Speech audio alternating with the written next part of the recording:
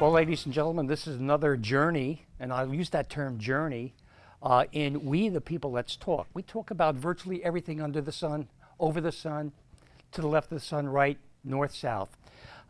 This day, we're going to talk about 40 Days for Life, and my special guest is a friend of mine. I do have friends, okay? And you smile at that. Gerry Yeung. Gerry, I want to thank you very much for attending here. I Thanks for really having me, greatly George. appreciate that. Give me some background information about you, first of all. What are you? What do you stand for? You have a platform, you have a family, and then we'll get into 40 Days for Life. Well, thanks, George. I don't really have a platform per se, but I am blessed to have a wife and two kids. They're grown now. My son is 28 years old, and he's an engineer. And my daughter is Allison. She's a physical therapist, and she is. They're both up in New York. I was born in Illinois. New York, that Yes. state, Cuomo's, formerly Cuomo State, the lockdown capital of the world, I guess. Yes, I am Okay. a refugee from New York, actually. Okay. So I moved down here during COVID, and my wife and I had bought a house here in Kissimmee 10 years ago in 2011, but COVID was such that we ended up just being here for what we thought was going to be a short time, but then eventually one thing led to another, and we ended up just staying here. Why So, Kissimmee? Why not Orlando? well, we were house hunting at one point when we were attending an industry conference back in 2011, and we just came upon Kissimmee while we were driving around, and we kind of fell in love with it. So Okay. Well, let's get into 40 Days for Life. What is your position with 40 Days for Life? And then explain that to me. well, with 40 Days for Life, I guess I'll take it back to why I got involved in 40 Days for Life to begin with. So I am a sort of cradle Catholic, came from a very devout family. I never heard of that. A cradle Catholic. So cradle to grave, Catholic. Yeah, I Catholicity? mean, I was baptized as a baby, and grew up in a devout Catholic home, and then, as many people do, kind of left the faith when I attended college, or after a few years into college, and then eventually I had a lot of people praying for me while I was doing my thing, and eventually, by the grace of God, came back to the faith. And to my Catholic faith in particular, and this was in 2002 in Kansas City when I was living there. And this was not too long after 9/11, which was a very wake-up call for me, just like it was for a lot of people. I mean, I had been in World Trade Center 7, which came down for meetings and stuff, and of course, like many other people, I asked myself that, that could have easily been me that didn't come home from work that day. And so it really got me in a process of soul searching, and eventually led to me eventually coming back to the church, to my faith in Jesus Christ. And shortly after that, God put it on my heart to get involved in the church, number one, but also involved in the pro-life movement, which I had always been sort of pro-life, growing up, but I kind of got away from it as my lifestyle deteriorated into immorality and such. So after that point, I started getting involved in pro-life activities in Kansas, and then shortly thereafter we moved to New York in 2005. So I started looking at the pro-life scene there, realized that that was one of the reasons why God sent me to New York, because it's the abortion capital of our country, right? New York, and New York City in particular. So started asking around for different ways of getting involved in pro-life activities, and heard about this 40 Days for Life, which is something that started in Texas, College Station, Texas, with a Catholic and a Protestant. They were basically concerned about Planned Parenthood moving into their community, and they just didn't know what to do about it. So they got around and prayed, and then discerned that they should have 40 Days for Life of prayer outside the local abortion facility. And it ended up being 40 Days for Life became a national movement. So I said, why don't we have that here in our town, I was living in White Plains, New York at the time. And my pro-life friends said, it's a great idea, but there's nobody to lead the campaign. So I prayed about it and so forth, and eventually understood that God was actually asking me to do it, because if you don't do it, Gerry, nobody else is going to do it. So just get up off your rear end and do it. And so I did in faith, and I started the first 40 Days for Life campaign in White Plains back in October of 2012.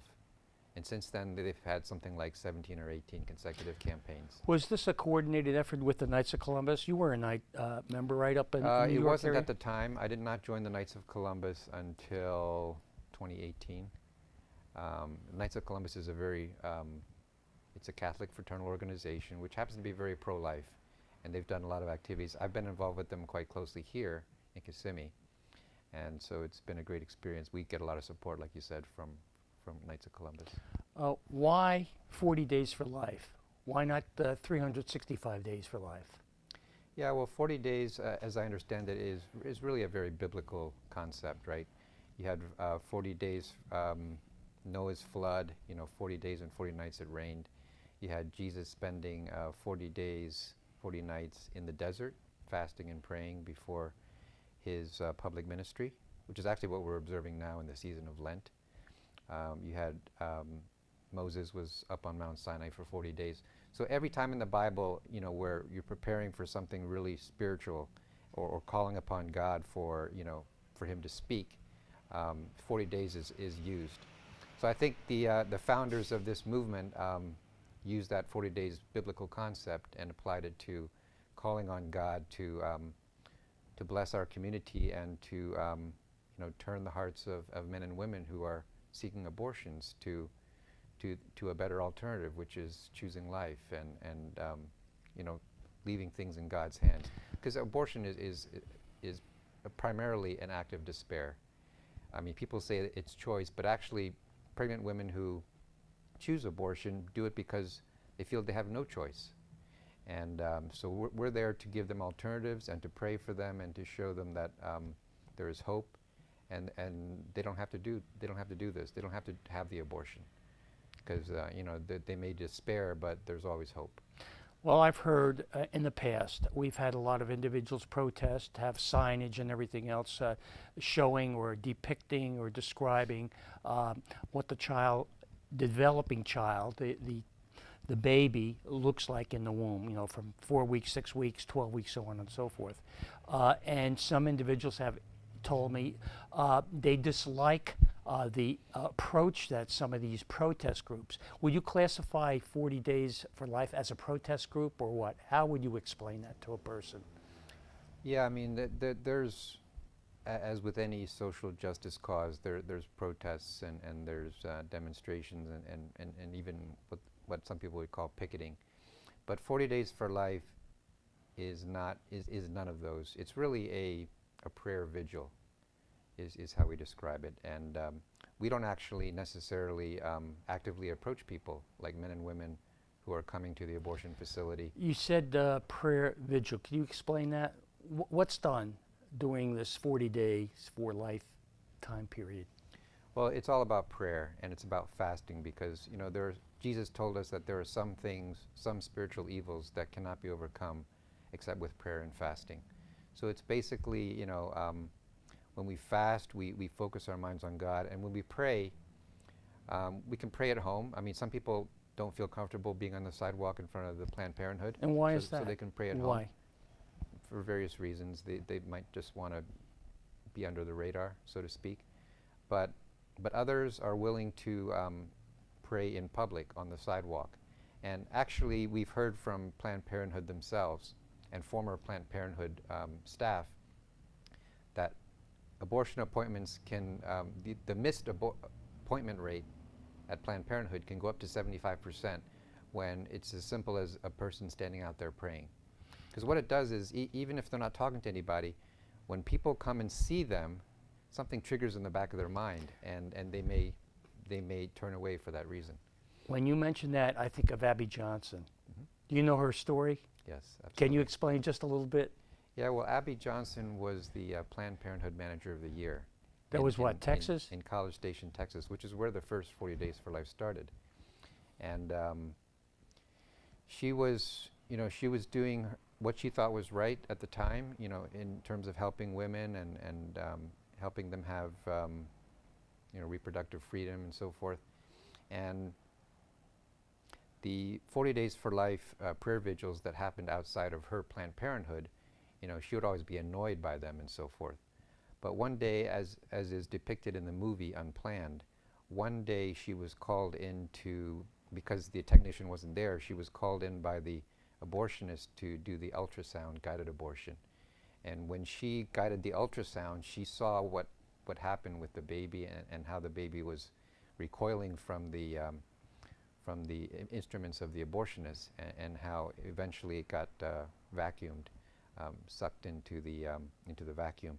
And she was horrified because she actually saw the baby fighting for its life before he died. So at that point, she determined that she could no longer do this anymore, and she left. And the first people she turned to was the 40 Days for Life group in her area, because they had told her, they had developed a relationship with her actually over the years, even though they had different and opposing views. They had developed a personal relationship. So she took a chance, and she went to Sean Carney and the 40 Days for Life staff at the time, and they welcomed her with open arms. And they actually helped her to get back on her feet, because when you leave Planned Parenthood, there are consequences. Wasn't she convinced in her college years, university years, and everything else to actually support Planned Parenthood and become a participant, Yes. oversee, what have you, and provide that type of service? Yes, I think it was through college, through Texas A&M, which is the college there. And but when she left, Planned Parenthood was not going to let her go, just like that. They actually sued her. They brought, huge law firms against her, and they were really threatening her. So the 40 Days for Life folks really supported her through that process. And eventually she won the lawsuit. They sued her, but they didn't really have anything against her. They tried to intimidate her and so forth. And she wrote all about it in her book, and it's also in the movie. Do we have any individuals that are sidewalk counselors and everything else trying to convince individuals, persuade them not to go through with the abortion and maybe go through adoption? We are not 40 Days for Life is not primarily sidewalk counseling. Like I said, a lot of times it's a passive type of approach. But we do have people that are trained in sidewalk counseling. And if people do approach us and ask us, why we're there, or, what are our thoughts on certain things, then we try to be prepared, with responses. And number one, first and foremost, we try to show that we're there to help. We're there to show love. We're not there to judge or condemn. It's never about that. And many people in 40 Days for Life are actually post-abortive people. They've had abortions themselves, and they've been converted to back to God and back to life. And they're involved now because they don't want other people to go through what they did. You mentioned that. I think of Alveda King. I think she had gone through an abortion or a number of abortions, and look where she stands right now. She was convinced that was a wrong decision, and I guess through reconciliation and everything else that she changed her mind, and now she's on the forefront of supporting pro-life activities, pro-life events. Yeah, absolutely. Dr. Alveda King is on the staff of Priests for Life, and she basically echoes what many women who have had abortions say, which is that the abortion industry lied to them. Because, Planned Parenthood, even the name Planned Parenthood sounds great, oh yeah, parenthood should be planned. But they're saying their motto is care, no matter what. Yeah, they talk about it in terms of health care. They talk about it in terms of there's going to be no consequences when you have an abortion. But it's all a lie, because people who've had abortions, to a person, they always talk about emotional consequences, emotional damage. In some cases, physical damage. Many people can no longer get pregnant because their reproductive systems have been damaged in some way. And of course the spiritual consequences and the grief. And it gets pushed down because nobody wants to listen. Nobody wants to talk about it. And so we have a whole movement now called Silent No More, which is women who have had abortions and men, who have been impacted by abortion. Is that through? Now they're speaking up. Is that through Priests for Life? Yeah, it's sponsored by Priests for Life. And who is it? Janet Moreno? Janet Morena is involved. I think there's some other folks that are involved in that as leaders. Let's talk about Priests for Life. How do they interact? What's their relationship with 40 Days for Life, or turning around this Roe versus Wade? So Priests for Life is a separate organization than 40 Days for Life, but Father Frank Pavone, who is the national director of Priests for Life, he was very instrumental in helping 40 Days for Life in the early days. Actually, I think he was a spiritual director for Abby Johnson when she came back, when she became pro-life, and now she's actually a Catholic. I didn't know that. Abby Johnson. Father Frank was also instrumental in the conversion of Dr. Bernard Nathanson, who is one of the fathers of abortion of the abortion movement in our country. He was actually I believe the president of NARAL, National Abortion Rights Action League, and he was very instrumental in getting Roe versus Wade, that decision which basically legalized abortion through all 9 months of pregnancy. That in connection with, or in conjunction with Doe versus Bolton. So Priests for Life is an active organization. They're educational. They tell people about the impact of abortion. And Father Frank Pavone travels all over and gets involved in legislative efforts to give unborn children the legal protection that they deserve. So he gets politically involved. He does. He does, although his organization is not a political organization per se, but he educates. And he doesn't endorse candidates or anything like that, but he educates, and he gets involved in educating legislators. Is one of the big aspects. What about of it. Father Stephen? Father Stephen Imberato? Yeah, let's talk about him. What is his Imberato, involvement in this? Well, Father Stephen Imberato, I've actually come to know Father Stephen more recently because he recently moved to Florida from New Mexico, I think is where he retired from. And he's a priest. He's post-abortive himself. And he's also, I think, maybe one of the only priests who's a great-grandfather. That's one of his... And he just recently had his, 70th birthday? Yes, okay. Yeah, he recently had his 70th birthday, God bless him. And he's been involved in what he calls the Florida campaign to end child killing.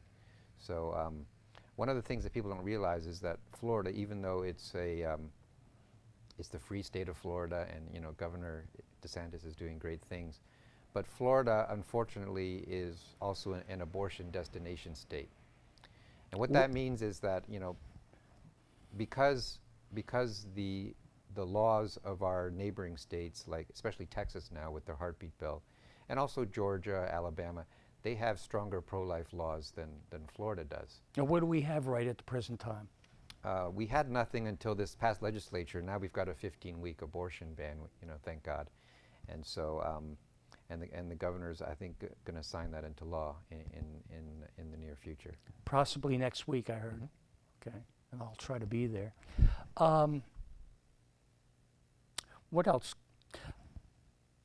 Priests for Life versus Father Steve. How does that differ? Or there is a different process that they follow, or procedure, or what have you? Well, the interesting thing is that Father Stephen used to be a member of Priests for Life. So he used to work for Father Frank Pavone, I guess you could say. For whatever reason, they went their separate ways. I don't really know the details of it. I don't know how much they currently communicate with each other either. But the way I see it is that everybody's working for the same cause, which is to promote the sanctity of human life. And people may have different methods for doing it, maybe different approaches, but it's all good. I mean, just like those of us who are conservatives, we're all working for the same political goals. Ultimately, is for the country to respect the Constitution and to respect the freedoms of citizens and so forth.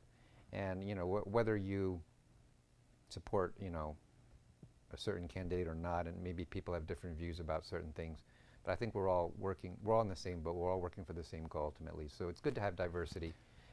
Not everybody has to be exactly doing things the same way. What about Students for Life?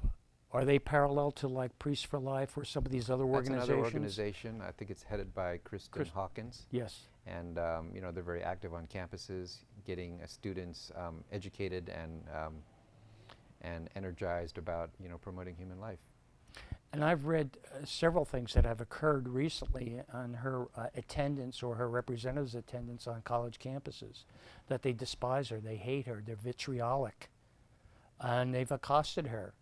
And also, some of those who oppose these presentations or any type of events that support pro-life movements, okay, that they actually try to get them not to appear on campus. So I guess there's really diversity and everything, and acceptance of having individuals with a different point of view not to come on a campus where there should be free speech, not censorship, and that bothers me. What's your viewpoint on that? I think you're right. I mean, it's a big issue for conservatives on campus, and in many different settings, actually, for that matter. I mean, our society, our college campuses have gone from the free speech days of the 60s and 70s. When you had people who were anti-war, whatever your cause was, people welcomed you to speak up about your views. But for some reason now, with the radical left taking over everything, I mean, they're for free speech as long as they agree with your speech. Yeah, as long as it coincides with their right. And otherwise, they want to silence you, they want to censor you, and obviously, people in the pro-life movement experience the same thing. I mean, we get censored, we get persecuted for saying what our views are, and that's really why I love Donald Trump, because I think it's kind of a pivot there, but I think a lot of people loved him because he gave a voice to the people who were politically correct, who were being silenced by society. And as a pro-lifer, I felt that way. Every time I expressed my pro-life view on social media or even in my work with 40 Days for Life, basically people wouldn't want to listen to me. They'd silence me, they'd insult me, attack me, and that was true even in the political, or especially in the political realm. But when President Trump came onto the scene, he gave a voice to everybody who was being silenced by the mainstream. Something else comes to mind. How effective do you think the March for Life is, that they have the annual marches to Washington, D.C.? The March for Life is something that started when Roe versus Wade first was handed down back in 1973. Which essentially legalized abortion in our country all the way up till birth, and even after birth in some cases. I mean, it's just horrific. So March for Life was basically a grassroots movement to protest that. And it started with Nellie Gray, and now it's been handed on to Jeannie Mancini. But it's been happening almost every year. I think COVID was the only time when was really pared down to a large extent, and then the year before that, I think it was also, shortly after the January 6th.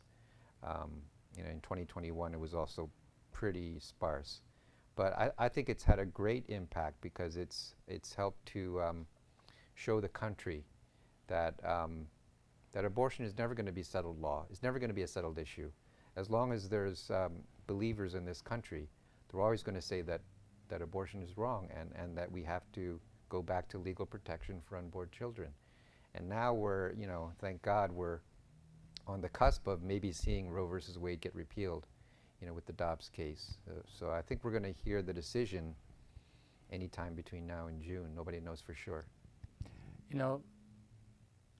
I think of the development of the child, the baby, and I know the language that is being used currently, they don't mention in those individuals that are pro-choice or for abortion, they don't utilize the or apply the term baby. They apply the term fetus. Do you have any idea why? Well, it's all about language, right? I mean, if they were honest in their language about what abortion is, then people would be repulsed. And it goes back to, you know, what Father Frank Pavone says, which is, America will not reject abortion until they see abortion. I mean, it's kind of like with slavery, right? People, our society, you know, lived with slavery for many, many years. And now we know that slavery is an abominable violation of human rights at the very core. But you know, our country lived with it for many, many years. But not only our country, in the Bible and everything, we've had slavery, the Greeks, the Romans, the Egyptians, so on and so forth. But it wasn't even the slaves were sold by the chieftains in Africa, part of that slave trade operation. But it wasn't until people started seeing the images of the impact of slavery on human beings, you know, the chains, the whippings, the beatings, the murder, until people start seeing it, then it really becomes real. And then they become repulsed by the reality of slavery and in this case, abortion. So when you use euphemistic terms like pro-choice, I mean, everybody agrees with choice. I mean, choice is a good thing, right? But what are you choosing? You're choosing the death of an innocent child in the womb. And Dr. Bernard Nathanson actually was involved in this whole language thing as well. And the abortion movement has used it to their advantage over the years. But now they're even getting to the point where they're recognizing, as science does, that the human being is a child. But they still, I guess they still put the rights, the so-called rights of the woman over the child, and the rights of the woman trump the humanity of the child, which is really where the abortion movement is right now. Well, the woman says, it's my body and I choose to have an abortion. Okay, what's wrong with that? That's my choice. All right? It makes me laugh too, and I laugh at a number of things. We have a Supreme Court justice-to-be that couldn't even define what women was. And that should be relatively easy, right? Differentiate between the sexes, okay? Yeah, I mean, when the left talks about science and so forth, we follow the science. I guess it's, you know, at their discretion and when it's convenient to refer to science, because you're absolutely right. I mean, for many years, the abortion movement claimed that the child in the womb was a clump of cells. Well, isn't it? And that's the lie they told to women, but of course science teaches us something totally different. And now, like I said, they're starting to actually admit to the humanity of the child, but they still believe that the woman's right to abortion trumps the humanity of the child. And then, you know, with Judge Jackson's inability to define woman, it's interesting that, you know, they talk about science, but then when it comes to simple biology, I mean, I don't have to be a biologist to know what a difference between a man and a woman is. I mean, Judge Jackson apparently needs to be a biologist. My, that shocks me. Other questions I have in mind. Roe versus Wade, okay? Hopefully that'll be overturned, maybe by June. Please God.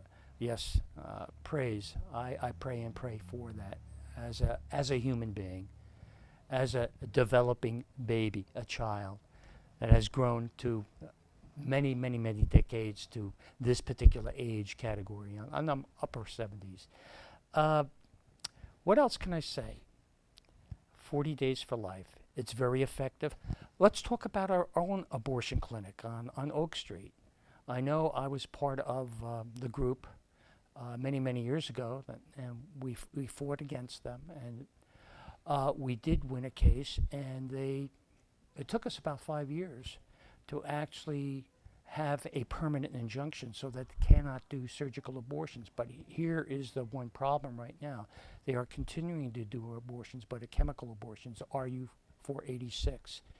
40 days of life, are they saying anything or doing anything on the utilization of RU 486? Yeah, well, first of all, thank you and others for what you did when the Planned Parenthood was coming into Kissimmee. You were able to keep them under an injunction for a number of years, and then eventually when they did open, like you said, they cannot do surgical abortions, they can only do chemical abortions. So they're a little bit unique because they only do the RU486. So, so what that means from a pro-life movement or pro-life response is that we have to be very, we have to change our tactics slightly, you know, and we also have to be very knowledgeable about abortion pill reversal, because that's a big thing that can be used to counter. Because in the RU486 process, it consists of 2 medications. The first one essentially kills the baby, and then the second one, which is taken 1 or 2 days later, starts the labor process to expel the dead baby. If the abortion, there's something called an abortion pill reversal medication. If it's given soon enough after the first RU486 is taken, then it can actually save the baby. So, and we have a number of we have a network of pro-life doctors in the area that are able and willing to prescribe that life-saving medication. Let's talk about Margaret Sanger and her effect on Planned Parenthood. Do you believe that she had a profound effect on the establishment of Planned Parenthood and the attitude that they take towards abortion? Yeah, she was the founder of Planned Parenthood, as I understand it. I mean, I think back in those days, abortion was not legal. So, but you know, they definitely pushed birth control and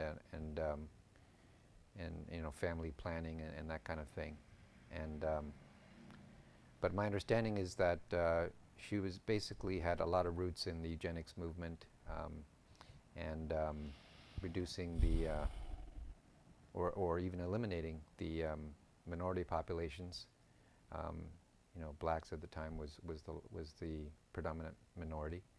So you know, it's a very sinister movement and genesis of Planned Parenthood. Well, this was basically a social philosophy, and she advocated basically any means to improve the hereditary line of individuals, be it black, be it Hispanic. It really didn't matter. That's my understanding. I don't know if I'm correct, though. Yeah, I mean, recently the flagship Planned Parenthood in New York City used to be called Margaret Sanger Planned Parenthood. I didn't know that. And they recently took her name off of that building. There was also Margaret Sanger Way, and I've been there a number of times because there's a 40 Days for Life vigil at that location, and they did it because of the eugenics angle and everything. But even though they removed her name, it doesn't remove the stigma of Planned Parenthood, you know, being the #1 abortion provider in the U.S. So. I'm going to conclude this adventure that we've been going through, okay? There's a lot of materials out there that are very interesting, and one is the 40 Days for Life, and it says here, discover what God has done, imagine what he can do, true stories from the movement that is changing hearts and saving lives, one prayer at a time. How true. The other It's things, a beautiful book. Yeah, the other things that we have is In Light of His Word, and most of this is originating from Frank Pavone. Biblically based prayers to end abortion, In the Heart of His Mercy, prayers to heal the wounds of abortion. And I think I'll end our little conversation, which I really appreciated, with this. And this comes from Prayer to End Abortion, 40 Days for Life devotional guide. The intention that those tempted to abort may understand that their child is already present and already a real person. And the prayer is this: Jesus, open my eyes to your presence in the life of every child. Open my heart to joy in the birth of every child, a birth that reflects the joy of your own birth in Bethlehem. As you shared life in the womb of Mary, so now send your protection upon every child still in the womb, and grant to their mothers the strength and joy that comes from welcoming the gift of life. We pray through Jesus Christ our Lord. Amen. Amen. I want to thank you very much. Thank you, George. and Greatly appreciated. Thank you for all you do for life and liberty and the pursuit of happiness. Okay. That being the case, ladies and gentlemen, have a good day, good evening. See you next time.